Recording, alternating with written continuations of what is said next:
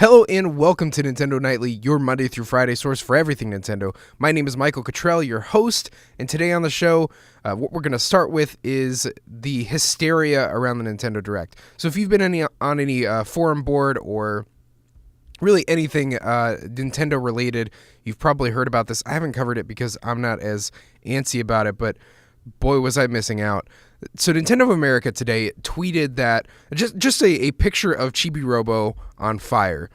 And then what was interesting about that, because everybody's like, expected that they're talking about like, the Nintendo Direct, it's it. And so everybody's posting memes and stuff.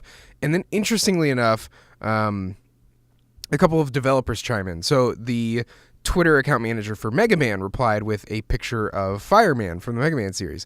Sonic the Hedgehog's Twitter account tweeted a picture of Blaze the Cat from the Sonic series.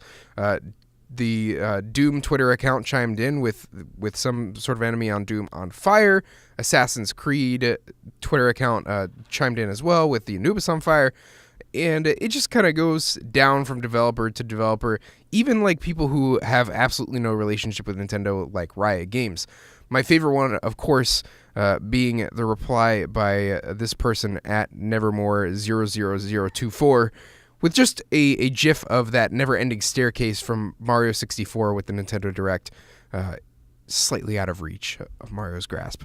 So we'll see when the Nintendo Direct is coming, but it seems like it's going to come soon. Things are heating up as people are speculating. Riot posted a guy that's on fire, too. He looks like the guy from Fantastic Four, but I know he's not. He's his own thing. It's been a while since I've touched League. Next up, we've got some game announcements for the Nintendo Switch. Let's start with Forbidden Arts. It is a side-scrolling game with also some exploration elements. It's kind of like, it reminds me a lot of Zelda 2. Like, there are these 2D segments where you are jumping around and fighting enemies, and there are 3D segments where you are exploring the world, sort of like the overworld map from that game. It seems like a more realized version of that, and I think that's, it's pretty interesting. The graphics are kind of wacky looking. The sound design is equally wacky, but if it's a fun game, it's a fun game, so we'll see how it turns out. And right now it is going to be in early access on Steam in February if you're interested in that. Otherwise, a Switch version will be released at some point. Next up, we've got Super Kane Magic Zero, and yes, I know that's a very weird title. It's a very weird game. It's got a very cartoony art style, very reminiscent of the early Newgrounds days. It's an action RPG where you're all these silly characters wielding very silly weapons, but it's got 4-player co-op. I love that. It's got a very zany art style. It looks very unique. I like that. And it's coming to Switch. I like that.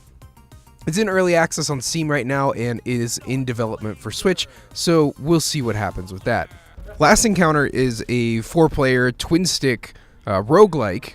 Roguelike meaning when you die, you lose everything. But they also have this weird thing where you can clone your avatar, so death is not the end. So, I don't know. I don't know what that is. Those two concepts seem to be at odds with each other. But it's 4-player co-op, local co-op. I love that.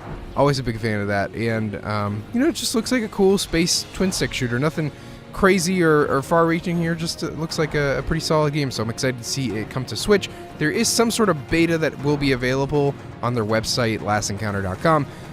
Check that out if you're interested. I doubt the beta will be on Switch. Probably on Steam. I'm gonna just go ahead and guess based on the last 2 games that are in Steam Early Access. Last game is Darkest Dungeon. This is just a port, so it's a pre-existing game. You can play it on other systems, but the Switch version is coming soon on January 18th.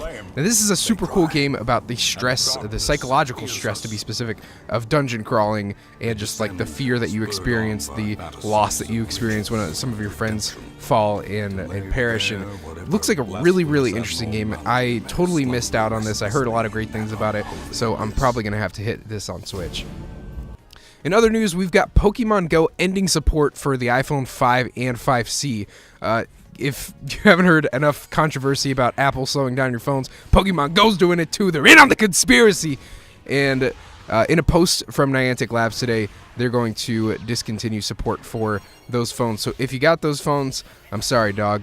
You either got to stop playing Pokemon Go or get a new phone, which, I felt like they would fix the game before they started dropping phones off the map, but maybe that's what they got to do to fix the game.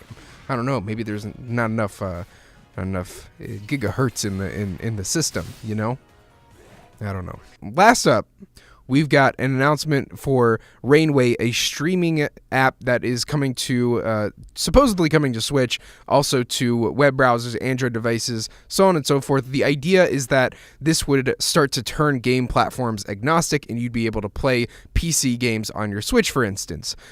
This could be very interesting. There's a lot of titles that either come to PC first because that's easier to develop before people want to get in on that Steam crowd, and it's cool to just have a wider breadth of library available to you and to turn your PC games into portable games.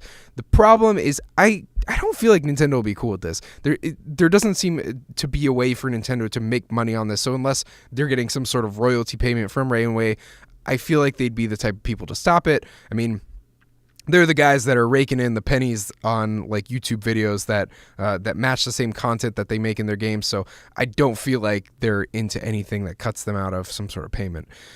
But a beta is available on the 20th of January for the web browser version of this. So check it out if you'd like, and we'll be talking about the Switch version when it starts to reveal itself. So that'll do it for today's Nintendo Nightly. Thank you so much for tuning in, and I'll see you tomorrow for some more Nintendo goodness.